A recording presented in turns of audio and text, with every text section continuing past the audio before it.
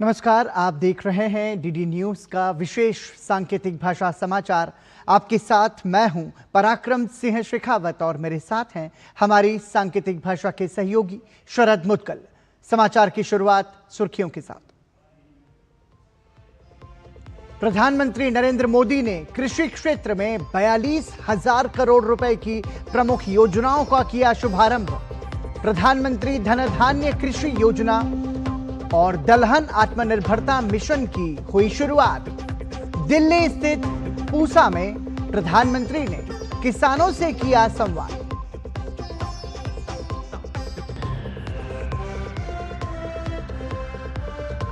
प्रधानमंत्री ने विपक्ष पर साधा निशाना, कहा हमने कृषि के प्रति पिछली सरकारों के लापरवाह रवैये को बदला। प्रधानमंत्री ने कहा खेती और किसानी हमेशा से हमारी विकास यात्रा का एक महत्वपूर्ण हिस्सा।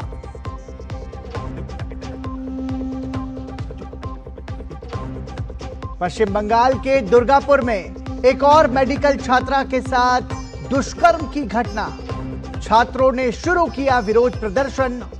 रक्षा राज्य मंत्री ने कहा राज्य में कानून व्यवस्था ध्वस्त। ममता बनर्जी से मांगा इस्तीफा।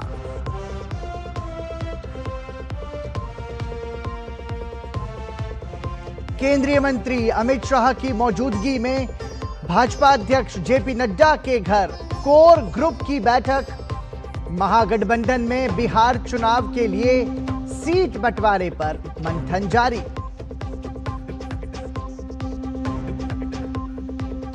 और दिल्ली टेस्ट पर भी भारत की पकड़ मजबूत। कप्तान शुभमन गिल ने जोड़ा शतक। 518 पर पारी की घोषित। वेस्टइंडीज ने गंवाए 3 विकेट।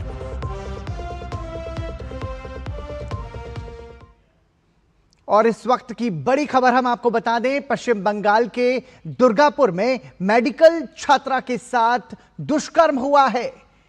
एक बार फिर पश्चिम बंगाल से ये बुरी खबर सामने आ रही है। छात्रा के परिजनों की शिकायत पर एफआईआर दर्ज की गई है। इधर मेडिकल के छात्रों ने विरोध प्रदर्शन शुरू कर दिया है, जिसमें रक्षा राज्य मंत्री ने कहा कि राज्य में कानून व्यवस्था ध्वस्त हो चुकी है। बड़ा आरोप रक्षा राज्य मंत्री की ओर से ममता सरकार पर। वहीं भाजपा ने ममता बनर्जी से इस्तीफा मांगा है। इस वक्त बड़ी खबर आ रही है पश्चिम बंगाल से। पश्चिम बंगाल के दुर्गापुर में मेडिकल छात्रा के साथ दुष्कर्म किया गया है। छात्रा के परिजनों की शिकायत पर एफआईआर दर्ज की गई है। मेडिकल के छात्रों ने इसके विरोध में प्रदर्शन शुरू कर दिया और रक्षा राज्य मंत्री ने कहा है इस मामले में कि पश्चिम बंगाल में जो कानून व्यवस्था है वो ध्वस्त हो चुकी है। वहीं भाजपा ने ममता बनर्जी से इस्तीफा मांगा है। इस बारे में और जानकारी के लिए कोलकाता से बात करने के लिए सीधा रुख करेंगे हमारे संवाददाता प्रसेनजीत बक्सी का। प्रसेनजीत, पिछले साल जो डॉक्टर के साथ दरिंदगी हुई थी उसका मामला भी ठंडा पड़ा नहीं था और अब ये एक और घटना पश्चिम बंगाल से सामने आई है। पराक्रम, देखिए, सबसे पहले तो ये स्पष्ट कर दे कि रक्षा राज्य मंत्री इसमें प्रतिक्रिया दी है। इसका कारण ये है कि ये जो पीड़िता है उनका परिवार और वो उनका रहने वाला वो ओडिशा के है, इसीलिए जी कल शाम की घटना है। घूमने निकली थी और अपने दोस्तों के साथ, और उसके बाद आज हमें पता चला है कि ये सब कुछ हो गया है। और इसमें जो दोषी है जिनके खिलाफ एफआईआर दर्ज कराया गया उन्हीं के साथी है। और आरजीकर की घटना में जिस तरह की हमने देखे थे, करीब करीब उसी तरह से यहाँ पे भी हम देखा। और दुख की बात यह है कि अपने जो क्लासमेट है इस तरह की, या अपने जो हॉस्पिटल में बाकी साथी है वही यहाँ पे हम एक्यूज कह सकते हैं। यहाँ पे पीड़िता जीवित है जी। ये हमारे लिए एक सुकून की बात है। क्या स्थिति में है क्या नहीं है ये तो बाद में पता चलेगा। उसका मेडिकल रिपोर्ट, मेडिकल जांच हो चुका है। लेकिन बंगाल की स्थिति ऐसा ही है, किसी दिन किसी सांसद अपना चेहरे पर लथपथ हुए खून ऐसे स्थिति में अस्पताल पहुंच जाते हैं और अस्पताल के जो बेटी है जो बाद में लोगों की इलाज करेंगे वो इस तरह की स्थिति में उनकी मौत हो जाती है। नहीं तो इस तरह की स्थिति में वो माँ बाप को बुलाकर पुलिस थाने पे शिकायत दर्ज करने में बाधित हो जाते हैं। मुझे पता नहीं इसके बाद भी ममता बनर्जी क्या कहेंगे, लेकिन जो छात्र वहां पे है वो अपना प्रतिवाद दर्ज करना शुरू कर दिए हैं। और साथ में एक जरूरी बात मैं बता दूं कि अभी अभी मेरे हाथ पे एक चिट्ठी आया जी। वो जो वेस्ट बंगाल डॉक्टर्स फोरम है, इन्होंने सुप्रीम कोर्ट को, एक चीफ जस्टिस को एक चिट्ठी लिखे है। क्योंकि आपको याद होगा कि पिछले बार ये वेस्ट बंगाल डॉक्टर्स फोरम ने ही सुप्रीम कोर्ट के सामने बताया था, जब सुप्रीम कोर्ट ने सुओ मोटो केस उठाए थे तो इन्होंने इन्हीं का चिट्ठी पर सुप्रीम कोर्ट ने एक कमिटी बनाए थे और जिस कमिटी ने किस तरह से सुरक्षा विधि पूरे देश में लागू किया जाए इसके बारे में चर्चा करने के लिए एक कमिटी पूरे देश में बनाए थे। अब उस कमिटी का स्थिति क्या है, उस कमिटी इस मामले को उठाएंगे, निगरानी करेंगे कि नहीं, क्या करेंगे, उस कमिटी का हाल क्या है, इसके बारे में क्या है। प्रसन्नजीत बहुत संक्षेप में जानना चाहूंगा, समय की कमी हमारे पास में। जो आरोपी था बलात्कार का, क्या वो गिरफ्तार हुआ है अभी? ये इसके बारे में पुलिस की तरफ से सीधी तरह से कुछ बताया नहीं गया है, लेकिन एक परिचय इसके बारे में हमें पता चल रहा है। मैं परिचय के बारे में अभी सीधी तरह से कुछ नहीं बता रहा हूं, क्योंकि इसका परिचय के बारे में पता चले या समाज माध्यम में इसके बारे में आ जाए तो उसका एक दूसरा पहलू है जो हो सके कि समाज में एक दूसरे तरीका का विद्रोह का कारण बन सकता है। हाँ, एक रिसेंटमेंट तैयार करे। ठीक है। तो अगर इसके बारे में फॉर्मली पुलिस की तरफ से कुछ बताया जाए तो हम बताएंगे। ठीक है। तो देखिए, आरजीकर की घटना की जो आग थी वो अभी ठंडी नहीं हुई थी और उसके बाद में अब हम ये देख रहे हैं कि पश्चिम बंगाल में बलात्कार और खून की जो दरिंदगी है, इसकी राजनीति से और इस तरह की घटनाओं से कब आखिर ऊपर उठेगा पश्चिम बंगाल? ममता सरकार आखिर कब जागेगी? ये बहुत बड़ा सवाल है। बहुत बहुत धन्यवाद फिलहाल प्रसन्नजीत बख्शी इस तमाम जानकारी के लिए। इस बीच आपको बता दें, दुर्गापुर स्थित मेडिकल कॉलेज में छात्रों ने इस दरिंदगी के खिलाफ विरोध प्रदर्शन शुरू कर दिया है। भाजपा और अन्य राजनीतिक दलों द्वारा इसकी कड़ी निंदा की जा रही है। रक्षा राज्य मंत्री संजय सेठ ने कहा है कि पश्चिम बंगाल में कानून व्यवस्था ध्वस्त हो चुकी है। उन्होंने ममता बनर्जी से इस्तीफा देने की मांग की है। दुर्गापुर में जो घटना हुई एक बेटी के साथ, जो दरिंदगी हुई, यह बात का द्योतक है कि बंगाल के अंदर रूल ऑफ लॉ कोलैप्स हो गया, संविधान का शासन खत्म हो गया। उड़ीसा की एक रहने वाली एक बेटी, बड़े अरमान से उसके पिता ने सोचा होगा मेरी बेटी डॉक्टर बनेगी, एमबीबीएस कर। दुर्गापुर में एक मेडिकल कॉलेज में उसका प्रवेश कराया और जो घटना हुई है उसके साथ बलात्कार और जो प्रताड़ित किया गया है, यह बहुत ही निंदनीय है, बहुत घृणित है। प्रधानमंत्री नरेंद्र मोदी ने देश के किसानों से गेहूं और चावल के अलावा दालों पर ध्यान केंद्रित करते हुए फसलों में विविधता लाने का आग्रह किया ताकि प्रोटीन सुरक्षा सुनिश्चित हो सके और भारत इस क्षेत्र में भी आत्मनिर्भर बन सके। प्रधानमंत्री ने भारतीय कृषि अनुसंधान संस्थान पूसा में कृषि क्षेत्र के लिए ऐतिहासिक घोषणाएं करते हुए प्रधानमंत्री धन धान्य कृषि योजना और दलहन में आत्मनिर्भरता मिशन का शुभारंभ किया। प्रधानमंत्री ने कहा कि घरेलू उत्पादन बढ़ाकर आयात निर्भरता कम करने के लिए दलहन मिशन जरूरी है।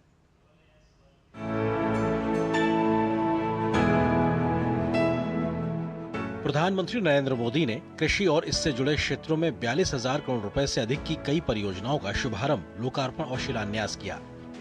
इस दौरान 24,000 करोड़ रुपए की लागत से पीएम धन धान्य कृषि योजना की शुरुआत की गई, जिससे कृषि उत्पादकता बढ़ाने, फसल विविधीकरण और टिकाऊ कृषि पद्धतियों को अपनाने और सिंचाई सुविधाओं में सुधार करने के साथ ही निर्धारित किए गए 100 जिलों में दीर्घकालिक और अल्पकालिक ऋण की उपलब्धता को सुगम बनाया जाएगा।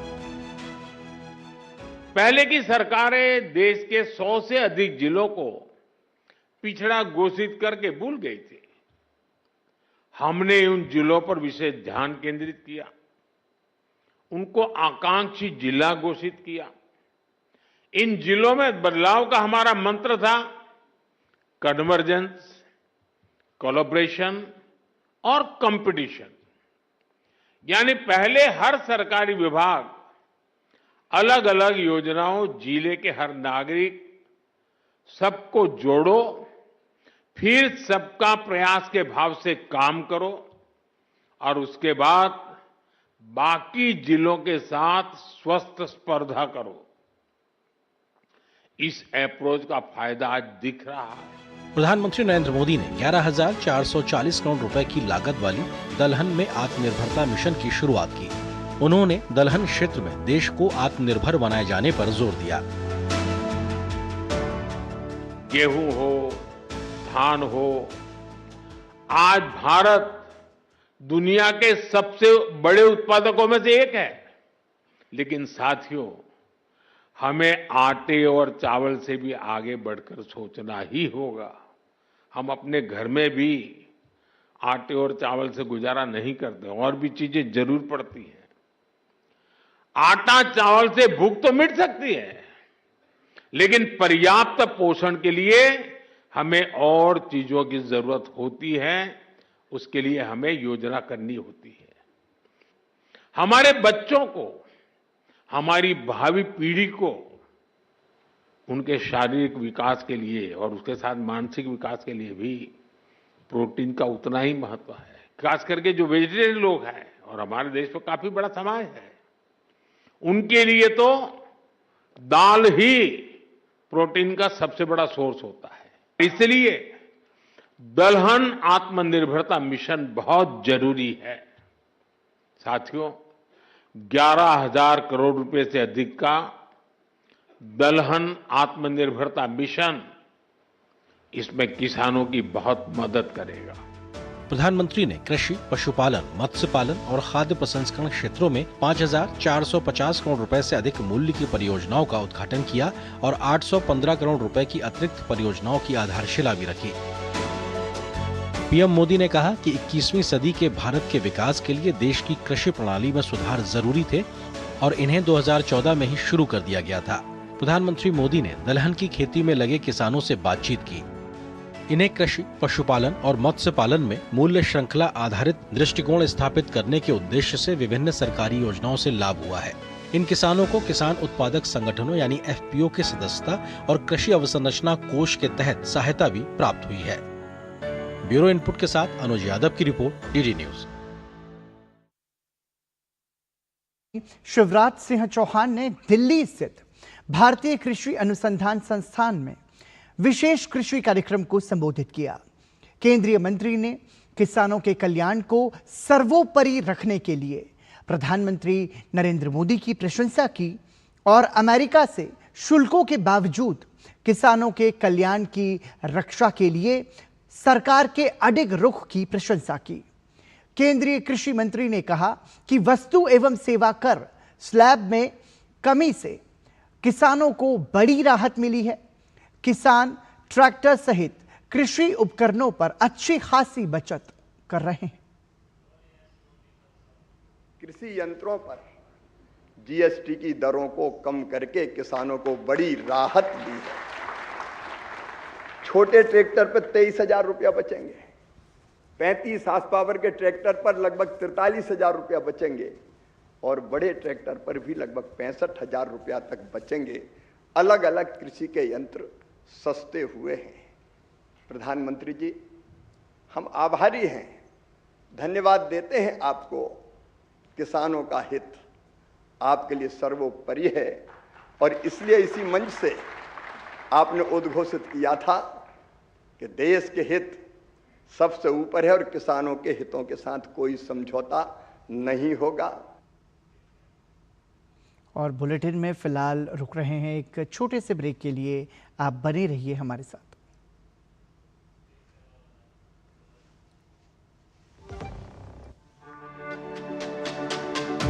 मेरी पसंद, मेरी पसंद, मेरी पसंद, मेरी पसंद, हमारी पसंद, हम सबकी पसंद। मजबूत देश का मजबूत सरिया हो गया स्टील। ब्रेक के बाद एक बार फिर आपका स्वागत।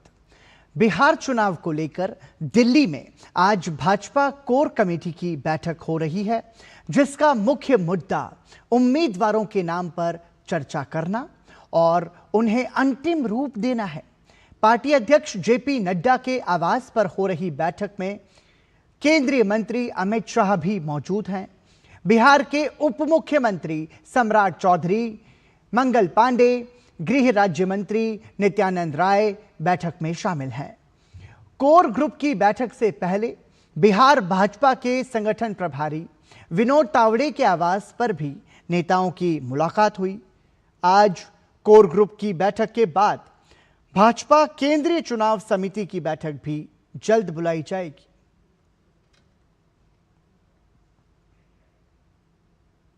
बिहार की राघोपुर विधानसभा सीट पर इस बार चुनाव में मुकाबला दिलचस्प हो सकता है।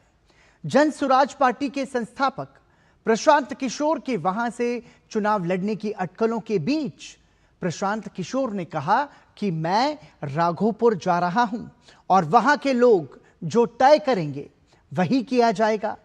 गौरतलब है कि राघोपुर राजद की पारंपरिक सीट रही है और अभी तेजस्वी यादव वहां से विधायक हैं। राजद के वहां पर जो उनका आधिपत्य है उसके खिलाफ जन स्वराज की बात को घर घर पहुंचाया है। उनके साथ जाकर बैठेंगे, कुछ लोगों से मुलाकात करेंगे, उनके साथ बैठकर उनकी जो भावना है उसको समझने का प्रयास करेंगे, ताकि कल जब केंद्रीय कमेटी की बैठक हो तो उसमें उनकी बात को शामिल किया जाए और कल उस पर जैसे बाकी सीट पर निर्णय होगा वैसे राघोपुर पर भी होगा। इसलिए आज मैं खुद से जा रहा हूं राघोपुर, दिन भर रहूंगा। हमारे लड़ने की बात सुन के तेजस्वी यादव को राघोपुर छोड़ के भाग जाना है।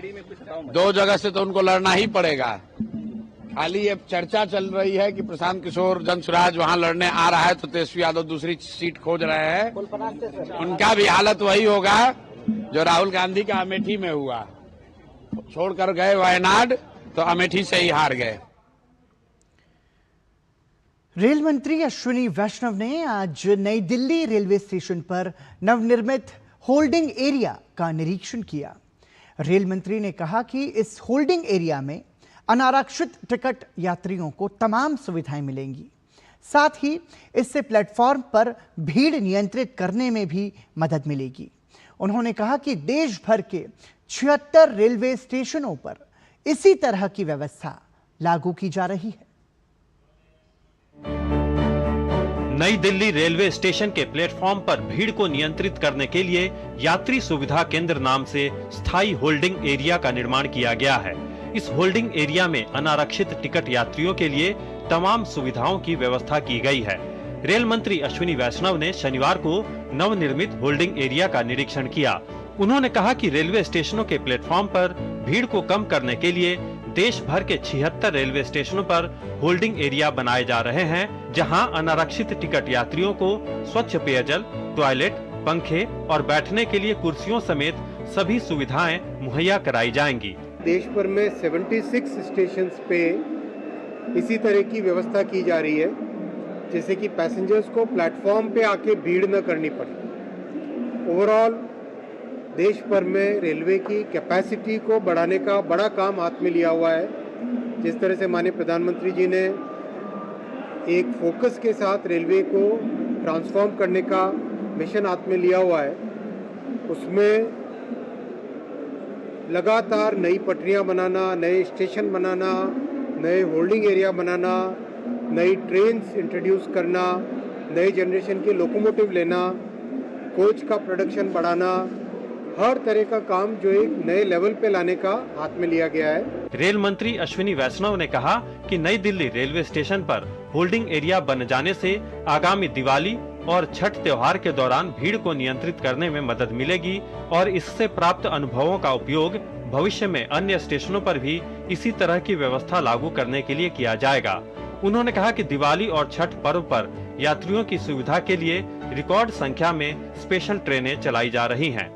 इस साल छठ और दीपावली पे रिकॉर्ड संख्या में स्पेशल ट्रेन्स का व्यवस्था की गई है और ये संभव इसलिए हो पाया है क्योंकि बहुत मात्रा में कैपेसिटी बढ़ाई है। नई पटरियां आप देख रहे हैं, करीब करीब हर दूसरे तीसरे कैबिनेट में माननीय प्रधानमंत्री जी नई पटरियों का अप्रूवल देते हैं। पटरियों का कंस्ट्रक्शन बहुत तेज़ी से बढ़ा है। एक तरीके से रिकॉर्ड संख्या में करीब 34,000 किलोमीटर पटरियां बनी है। तो ओवरऑल एक बड़ी मात्रा में रेलवे की कैपेसिटी बढ़ाई जा रही है। 12,000 में से करीब 10,700 ट्रेन्स ऑलरेडी नोटिफाई हो गई हैं। नई दिल्ली रेलवे स्टेशन पर बनाए गए होल्डिंग एरिया में 6,000 से अधिक यात्रियों को रोकने की व्यवस्था की गई है। यहाँ 22 अनारक्षित टिकट काउंटर और 25 ऑटोमेटिक टिकट वेंडिंग मशीन लगाए गए हैं। इसके अलावा यहाँ electronic train information display board, luggage scanner, metal detector और पर्याप्त संख्या में सीसीटीवी कैमरे भी लगाए गए हैं ताकि यात्रियों की सुरक्षा सुनिश्चित की जा सके। Nishant Saurabh, DD news, Delhi. Technology company Qualcomm के प्रेसिडेंट और सीईओ क्रिस्टियानो आमोन ने नई दिल्ली में आज प्रधानमंत्री नरेंद्र मोदी से मुलाकात की। इस बैठक में भारत और क्वालकॉम के बीच तकनीकी साझेदारी को और मजबूत करने पर विस्तार से चर्चा हुई। प्रधानमंत्री नरेंद्र मोदी ने सोशल मीडिया पर इस मुलाकात को शानदार बताते हुए कहा कि आर्टिफिशियल इंटेलिजेंस, इनोवेशन और स्किलिंग में भारत की प्रगति पर बात हुई। बातचीत का मुख्य केंद्र भारत के सेमीकंडक्टर और आर्टिफिशियल इंटेलिजेंस मिशन के साथ साथ भविष्य की 6G तकनीक रहा।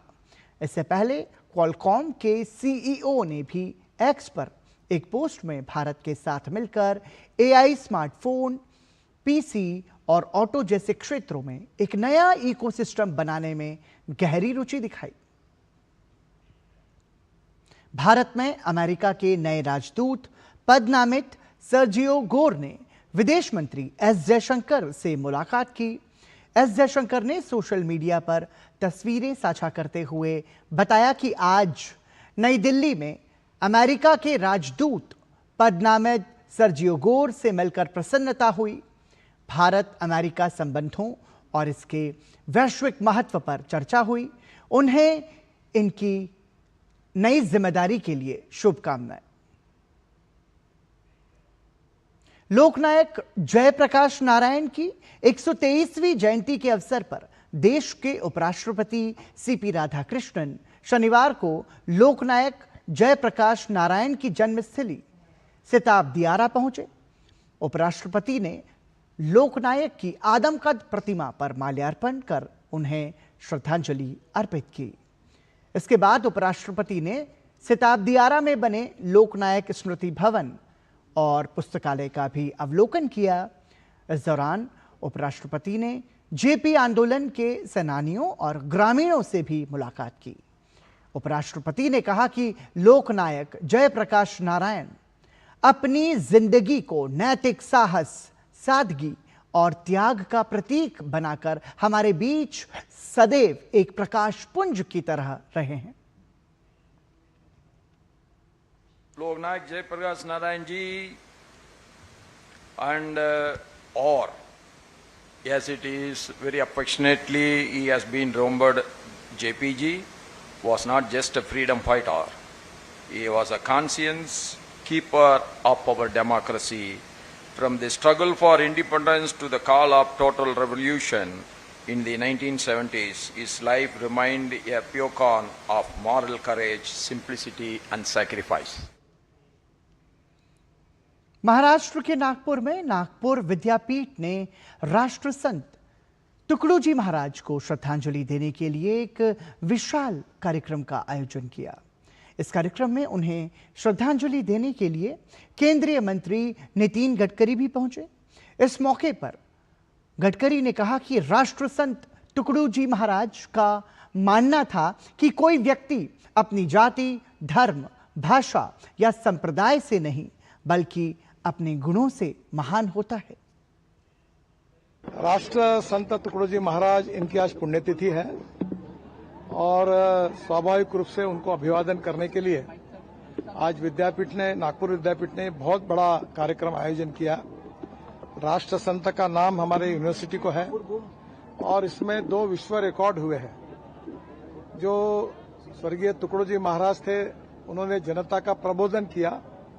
समता, स्वातंत्र्य, बंधुभाव, मानवता और स्वच्छता, ये उनके अभियान के विषय थे।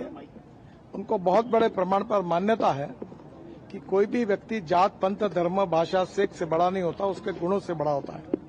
इस समाज की छुआछूत, अस्पृश्यता, जातीयता समूल नष्ट होनी चाहिए, ये उनका भाव था। उत्तर प्रदेश के मुख्यमंत्री योगी आदित्यनाथ ने आज भदोही में इंडिया कॉर्पोरेट एक्सपो 2025 का उद्घाटन किया। इस मौके पर उन्होंने कहा कि उत्तर प्रदेश का भदोही, मिर्जापुर और वाराणसी देश में कारपेट मैन्युफैक्चरिंग का एक बहुत बड़ा केंद्र है। इसे प्रोत्साहित करने के लिए ही प्रधानमंत्री ने यहां पर इंडिया एक्सपो मार्ट की स्थापना की। मुख्यमंत्री योगी आदित्यनाथ ने कहा कि पिछले 4 सालों से लगातार इंडिया कारपेट एक्सपो का आयोजन किया जा रहा है ताकि यहां के हैंडमेड कारपेट को निर्यात की सुविधा मिले। इसलिए विदेशी खरीदारों को यहां पर बुलाकर उनके माध्यम से इस कार्यक्रम को आगे बढ़ाया जा रहा है। 8-10 वर्षों में डबल इंजन की सरकार के द्वारा परंपरागत उद्यम को प्रोत्साहित करने के लिए, क्योंकि ये सैकड़ों वर्षों की एक विरासत हमारे पास है,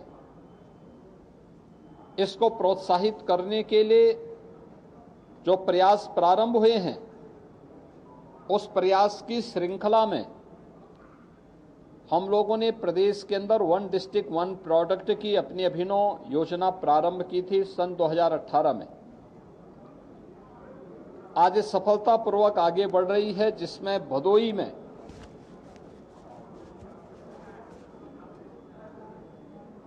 1 डिस्ट्रिक्ट 1 प्रोडक्ट में हमने कारपेट को ही उसका पार्ट बनाया है। भारत और वेस्टइंडीज के बीच दिल्ली में खेले जा रहे दूसरे टेस्ट मैच के दूसरे दिन वेस्टइंडीज ने अपनी पहली पारी में ताजा समाचार मिलने तक 4 विकेट के नुकसान पर 131 रन बना लिए हैं। जॉन कैम्पबेल को 10 रन पर आउट करके जडेजा ने भारत को पहली सफलता दिलाई। जडेजा ने इसके बाद टैग नारायण चंद्रपॉल को 34 रन पर आउट किया। वहीं एलिक एथनॉज 41 रन बनाकर कुलदीप की गेंद पर आउट हुए। इससे पहले भारत ने अपनी पहली पारी 5 विकेट पर 518 रन पर घोषित कर दी। भारतीय कप्तान शुभमन गिल ने दूसरे दिन शतक जड़ा। यह उनके टेस्ट करियर का 10वां शतक रहा। वो 129 रन बनाकर नाबाद रहे। भारतीय टीम ने आज 2 विकेट पर 318 रन से आगे खेलना शुरू किया। पहले दिन के नाबाद बल्लेबाज यशस्वी जायसवाल अपने ओवरनाइट स्कोर में सिर्फ 2 रन ही जोड़ सके और 175 के स्कोर पर रन आउट हो गए। भारतीय टीम की नजर इस मुकाबले को जीतकर टेस्ट सीरीज को क्लीन स्वीप करने पर है। भारतीय टीम ने पहला टेस्ट पारी के अंतर से जीता था। और इसी के साथ ही दूरदर्शन समाचार के विशेष सांकेतिक भाषा समाचार में अभी के लिए इतना ही। मुझे और हमारी सांकेतिक भाषा के सहयोगी शरद मुद्गल को दीजिए अनुमति। नमस्कार।